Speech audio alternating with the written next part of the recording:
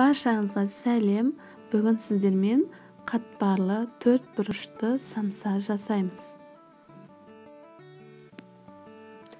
Ұнымызды ортасын ашып, суын құямыз. Содан соң тұз саламыз, жақсылап жұмсақ қамыр елейміз. Қамырымыздың бетін жауып, 5-10 минут демалдырып қоямыз. Осы орайда біз самсаның салмасын дайындаймыз. Бұл жерде фарш, пияз, картоп, тұз, бұрыш және де зира салынған. Картоп қоссаңыздар да, қоспасаңыздар да болады. Қамырымызды 5 бөлікке бөліп аламыз және бір келкі дөңгелектеп қоямыз.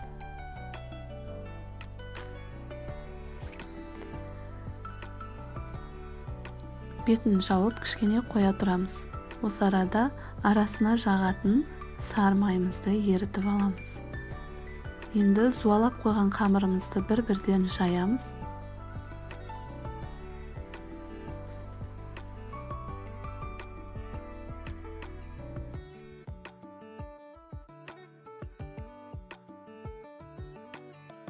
Бірінші қамырымыздың үстіне май жағамыз, содан соң екінші қамырымызды бетіне орналастырамыз.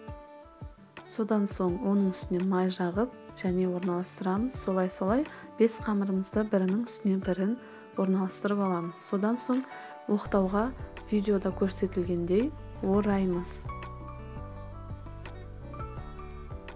Ортасынан кесеміз және қамырымызды ашамыз.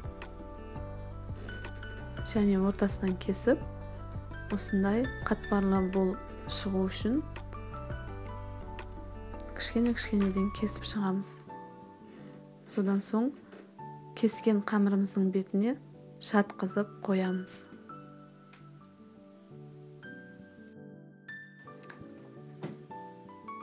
Міне самсаның қамыры дайын, енді шетінен жая береміз. Қамырымызды қатты жұқа етіп жаймаймыз.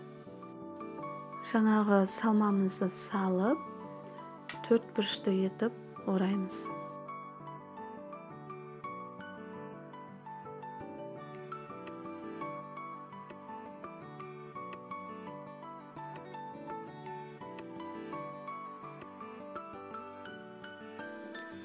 Бетіне жұмыртқамызды жағып, пешкеге жібереміз.